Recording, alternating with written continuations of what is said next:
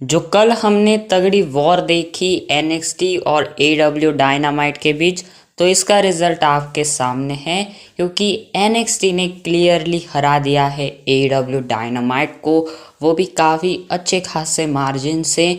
एडब्ल्यू dynamite की viewership आई है 6,09,069 के 609 के व्यूवर्स के कुछ इनके नंबर्स हैं।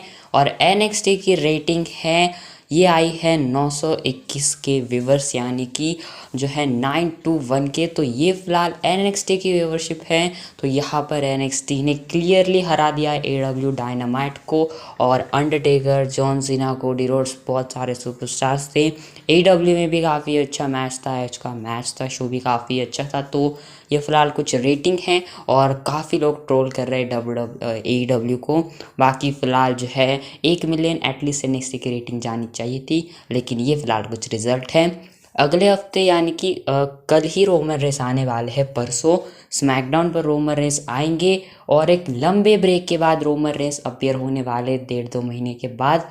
तो स्मैकडाउन की जो अटेंडेंस है वो काफ़ी आ रही है रोमन रेंस के दर्शन के लिए, क्योंकि 9,200 टिकट सोल्ड आउट हो चुकी है रोमन रेंस के इस वाले स्मैकडाउन के लिए, जिस पर रोमन रेंस आएंगे। तो पूरा सोल्ड आउट अरीना होने वाला है परसों का स्मैकडाउन का एडिशन। जब रोमन रेंस आएंगे तो देखते क्या चीज़ें होती हैं एंड रोमन रेंस क्या कुछ चीज़ें कहते हैं, क्योंकि बहुत कुछ चीज़ें हो चुकी है रोमन रेंस के एब्सेंस में ब्लड लाइन के अंदर। तो देखते क्या चीज़ें कहते हैं रोमन रेंस। सेथ रॉलिंस की बात करते हैं तो सेथ रॉलिंस ने रिसेंट के इंटरव्यू में बताया कि किस सुपरस्टार्स को अप्रिशिएट करने की ज़रूरत नहीं है, फैंस की ओर से उसको अप्रिशिएट करने की ज़रूरत नहीं है। तो उन्होंने नाम लिया वाइकिंग रेडर्स का, चैट गेबल का एंड बेकी लिंच का। तो ये फिलहाल जो है नाम लिए सेथ रॉलिंस ने। एंड एक और उन्होंने इम्पॉर्टेंट चीज़ ये कही इस इंटरव्यू में कि उन्होंने जब रेसलमेनिया 31 में कैश इन किया था मेन इवेंट में, तो उन्होंने उस मेन इवेंट में कैश इन किया था, लेकिन उन्होंने रेसलमेनिया को मेन इवेंट नहीं किया है। तो उनका अभी भी ये गोल है कि उनको रेसलमेनिया को मेन इवेंट करना है। सेथ रॉलिंस ने आज तक एक भी रेसलमेनिया को मेन इवेंट नहीं किया, तो एक अचीवमेंट कह सकते हैं सेथ रॉलिंस की अभी भी बची है। और देखते हैं क्या अगले साल वो पॉसिबल हो पाती है या फिर नहीं, क्योंकि रॉलिंस के पास अभी वर्ल्ड टाइटल है, जो कि डेफिनेटली लग रहा है कि शायद वो रेसलमेनिया तक कैरी करेंगे। एंड देखते हैं क्या चीज़ें होती, क्या वो रेसलमेनिया को मेन इवेंट कर पाते हैं या फिर नहीं। सर्वाइवर सीरीज की बात करते हैं, स्पेशली वॉर गेम्स की बात करते हैं, तो बताया जा रहा है अकॉर्डिंग टू फाइटफुल सिलेक्ट जो WWE है वो इस साल सर्वाइवर सीरीज़ में सोच रही है एक मैच प्लान करने का वॉर गेम्स का। तो ये फिलहाल बात है कि war games WWE match plan कर रही है। और अब देखते हैं वॉर गेम्स का कौन सा मैच होता है। लाइकली बताया जा रहा है जो जजमेंट डे हो सकता है इस वाले मैच के अंदर। और JD मैकडोना भी है उनकी टीम में, मैकिंटायर का भी चांस है, इधर ब्लड लाइन भी है। और यहाँ पर देखें तो WWE के पास काफ़ी अच्छी टीम्स है जो कि हो सकती है वॉर गेम्स में। से क्या चीज़ होती है। शार्लेट फ्लेयर की बात करते हैं तो रिक फ्लेयर ने रिसेंट की इंटरव्यू में बहुत बड़ी बातें कही है शार्लेट फ्लेयर के बारे में। उन्होंने कहा कि अभी WWE के अंदर सबसे बड़ी चीज़ अगर कोई हो सकती है तो वो है शार्लेट फ्लेयर को जॉन सीना ने कॉन्ग्रेचुलेट करना उनके 17 टाइम विमेंस चैम्पियन बनने के ऊपर। एंड उन्होंने कहा कि जब वो जो 17 टाइम वर्ल्ड चैम्पियन बनेगी, मेरा एंड जॉन सीना का रिकॉर्ड वो ब्रोक करेगी, तब जॉन सीना को कॉन्ग्रेचुलेट करना चाहिए शार्लेट फ्लेयर को। एंड सोच सकते हो, क्या तुम इमेजिन कर सकते हो कितना वो जो बड़ा मोमेंट होगा। एंड वो बहुत बड़ा मोमेंट हो जाएगा शार्लेट फ्लेयर के लिए भी। एंड इसके बाद कितने सारे जो है व्यूज़ वगैरह WWE को आएंगे एंड अट्रैक्शन होगी। तो ये फिलहाल कुछ रिक फ्लेयर का कहना है कि ये सबसे बड़ी चीज़ हो सकती है जब शार्लेट फ्लेयर को कॉन्ग्रेचुलेट करे अपने जॉन सीना। तो वेल, रिक फ्लेयर ने कुछ बड़ी बातें कही हैं, अब देखते क्या ये बातें होती या फिर नहीं। डेफिनेटली तो शार्लेट फ्लेयर चैम्पियन बनी जाएंगी 17 टाइम, लेकिन अब देखते हैं कि इससे पहले जॉन सीना इस रिकॉर्ड को ब्रोक करते या फिर नहीं। हम लोग बात करते हैं जजमेंट डे एंड एज की, और एज के बारे में बातें करते हैं तो एज ने अपने क्रिस जेरिको के शो के ऊपर बहुत सारी बातों का जो है खुलासा कर दिया।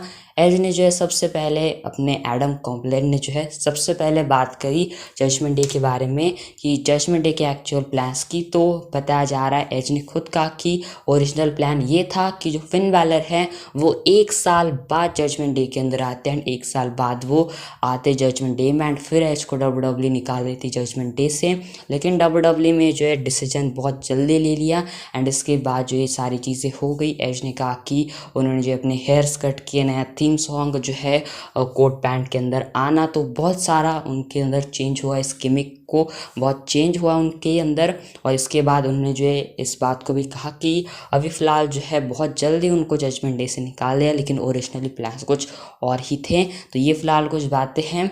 और फिलहाल जो है जजमेंट डे ने ट्रोल भी किया अपने एज को। वैसे आज रिया रिप्ली का बर्थडे है, तो हैप्पी बर्थडे रिया रिप्ली को। बाकी इसी को विश करते हुए अपने फिन बैलर ने ये फ़ोटो डाली एंड यहाँ पर उन्होंने जो है एज को ट्रोल किया एक तरीके से। एंड AEW भी NXT से हार गई, तो इस चीज़ का भी सेंस बनता है। लेकिन ये फ़िलहाल बातें हैं। एंड ऑल्सो रिया रिप्ली ने ऐसे ट्वीट्स को लाइक भी किया है जहाँ पर ट्विटर पर कि जो फैंस मीम बना रहे होते कि जो टोनी खान को हरा दिया शॉन माइकल्स ने, AEW को बीट किया WWE ने। तो ये फ़िलहाल कुछ बातें हैं और एज ने फ़िलहाल रिसेंट टाइम में कुछ चीज़ें जो है रिवील करी हैं। बाकी डेफिनेटली अभी जजमेंट डे काफ़ी कमाल का कर रही है। एंड क्या आपके हिसाब से जो है जजमेंट डे अभी बेटर है या फिर पहले बेटर था? आई थिंक अभी बेटर है, लेकिन पहले भी काफ़ी अच्छी स्टार्टिंग उनकी हुई थी। बात करते हैं अगेन एज की ही, ऑल्सो सारिया की एंड ब्रायन डैनियल्सन की। तो एक काफ़ी कमाल की फ़ोटो एज ने डाली है। सबसे पहले सारिया इस ट्वीट को डाल के कहती कि AEW के अंदर सबसे बेस्ट चीज़ उनको कूल कोई एस्टरडे को लगी होगी, तो वो था कि जब वो रिंग के अंदर गई एंड शो स्टार्ट होने से पहले उन्होंने देखा एडम कॉम्प्लेन एंड ब्रायन डैनियल्सन को। एंड इसके बाद उन्होंने एज ने फ़ोटो डाली, तीनों की एक साथ फ़ोटो है, काफ़ी कमाल की। उन्होंने कहा कि किसी ने जो है कहा था कि जो है लग रहा था कि कभी रेसल नहीं कर पाएंगे, लेकिन आज वो जो है रेसल कर रहे हैं तीनों एक शो में। तो ये काफ़ी बड़ी चीज़ है, डेफिनेटली काफ़ी कमाल की फ़ोटो एंड काफ़ी अच्छी ये चीज़ है। तीनों वापस रेसल कर रहे हैं इंजरीज के बावजूद भी, तो ये काफ़ी अच्छी चीज़ है। वेल जाते जाते CM पंक के बारे में मैं एक और चीज़ आपको बता दूँ। तो अभी फ़िलहाल जो है क्या चीज़ें है कि मैंने आपको बताया कि CM पंक के बारे में कि वो जो WWE के अंदर आ सकते हैं, लेकिन अभी फ़िलहाल जो है कल वाली वीडियो में भी बताया कि WWE इंटरेस्टेड नहीं है, उन्होंने डिनाई किया। लेकिन गाइस डेम एल्जन ने ये सारी बातें कही थी एंड पिछले साल 2022 को 6 मार्च को डेव एल्जर ने यही चीज़ कही थी कि कोडी रोड्स WWE में रिटर्न नहीं करेंगे। एंड इसके बाद 3 अप्रैल 2022 को रेसलमेनिया की नाइट 1 में कोडी रोड्स का रिटर्न हुआ। एंड कल 11 अक्टूबर 2023 को डेव एल्जर ने कहा कि CM पंक नहीं आ रहे WWE में। तो क्या इसका मतलब है कि रेसलमेनिया, सर्वाइवर सीरीज या फिर रॉयल रंबल में वो आ जाएंगे? डेफिनेटली इसका थोड़ा सा लॉजिक तो बन रहा है। वैसे WWE ने ऐसी चीज़ें करती है कि जो है रिटर्न कोई बंदा कर रहा होता है, हाइप में होता है, तो ऐसे रूमर्स फिर आना स्टार्ट हो। देखिए ऐसी कोई बात नहीं है, वो जो है WWE के साथ टॉक्स में नहीं है। तो इसके ऊपर डिटेल एक वीडियो आज रात आपको दिखाई देगी। बाकी फ़िलहाल आज की वाली वीडियो बस इतनी सी थी एंड मैं मिलता हूँ नेक्स्ट वीडियो के अंदर।